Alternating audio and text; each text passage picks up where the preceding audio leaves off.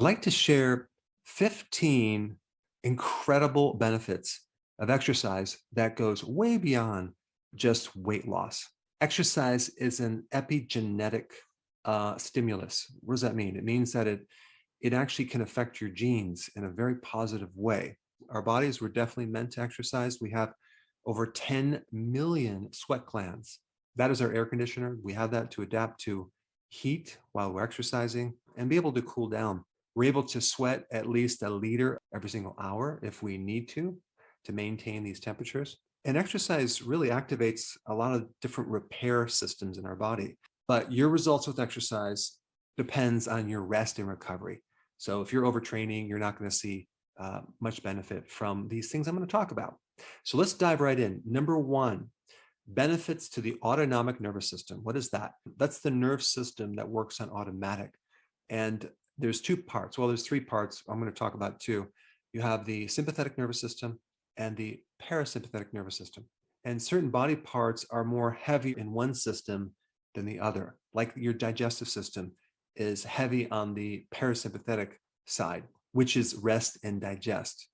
Whereas the inside of the adrenal medulla gland is 100% sympathetic. But the heart is a nice 50-50 split of both sympathetic and parasympathetic. And so there's a test that I used to do in my clinic called the heart rate variability test, which measures the balance of the sympathetic and parasympathetic. And the reason I'm talking about that is that relates to the next few benefits. Number two, it decreases the risk of heart attacks. And this relates to the test I just talked about. See, normally, the heartbeat has this rhythm, lub-dub, lub-dub, lub-dub. And you would think that the timing or the distance between the heartbeat should be all the same when you're at rest. But in a healthy body, it should be varied, okay? Let me explain what I mean. Let's say, for example, your heart rate is 60, okay? That's 60 beats per minute. And so each beat would be a second, right? So heart rate variability is measuring this distance between the heartbeat. It's not all the same. And the more varied it is, the more flexible your heart is, the more elastic your heart tissue is and the vascular part of that. When the heart gets older or inflamed, it becomes rigid. And that's when you see the exact distance between the heartbeat. And that's not very healthy. And so when you stress the body, there's no room for elasticity. So exercise strengthens the elasticity of the heart. It strengthens the variability between the heartbeats, and it decreases the risk for heart attacks. It also decreases the risk for getting high blood pressure because your vascular system is more elastic. In fact, just exercise being a variability alone can decrease the risk of getting high blood pressure by 35 to 50%. Number four, it can decrease the risk of getting a stroke. Number five, it can decrease the risk of getting certain types of cancer, lung cancer, bowel cancer by 16%, uterine cancer by 16%. It can even decrease breast cancer by 11% because of how exercise stimulates the antioxidant network to protect all this free radical damage that's occurring. So you're actually building up networks of antioxidants when you're exercising to keep the damage to your mitochondria at a minimum. And just to explain, and I'll just jump to the last benefit, which is increasing your energy, you actually increase the number of mitochondria when you exercise. So you end up with more mitochondria and bigger mitochondria, which gives you more capacity for energy.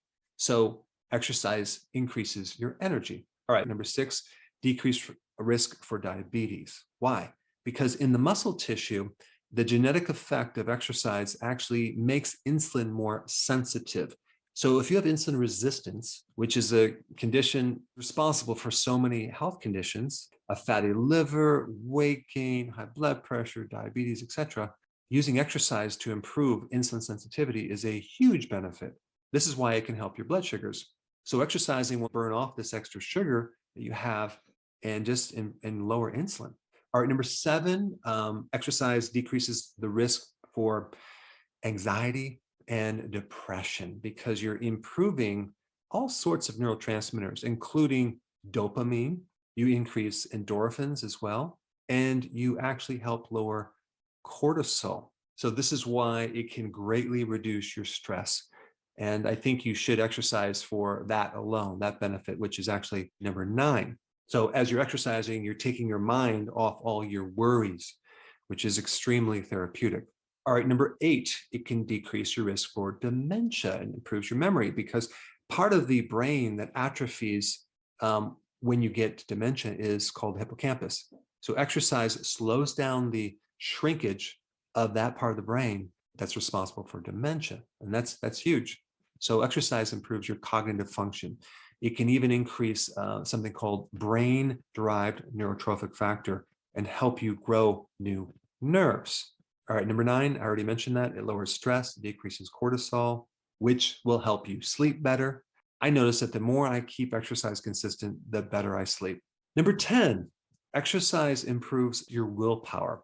People that cannot stay consistent with exercise, people that cannot do intermittent fasting for a period of time or keep their diet clean for a period of time, usually have a low willpower. So you can use these things to strengthen it. All right, number 11, exercise helps reduce inflammation as long as you recover from the exercise. If you're overtraining and your muscles are sore and you keep exercising and you keep having inflammation, then it's not going to work. You must rest and recover after the exercise.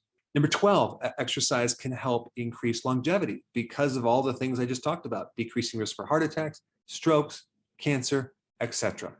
Number 13, exercise improves fertility, which is a very cool thing. Number 14, exercise helps rid low back pain. It did for me. Recently, I'm doing the sled exercise. I'm pulling the sled, walking backwards, and I have absolutely no more back pain. It will also greatly decrease joint pain. And number 15, which I already mentioned, exercise will greatly improve your energy.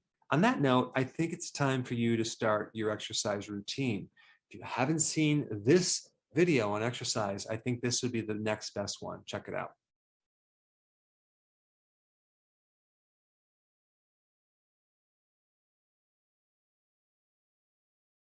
Before you go real quick, I have a course entitled How to Bulletproof Your Immune System. It's a free course. I want you to take it. And here's why. Here's you. Here is your environment. Everyone is focused on this over here, avoiding your environment. But what about here? What about strengthening your immune system? That's what's missing. This course will show you how to bulletproof yourself, and so you can tolerate and resist your environment much better by strengthening your own immune system. I put a link down in the description right down below. Check it out and get signed up today. Hey, before